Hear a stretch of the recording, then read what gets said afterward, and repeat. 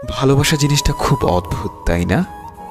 যাকে কোনোদিন চিনতাম না, যাকে কখনো জানতামও না, আজ তার জন্যই কতই না কষ্ট হয়। কষ্ট তো আমারও হয়, কিন্তু তা আমি কাউকে বলতে পারি না।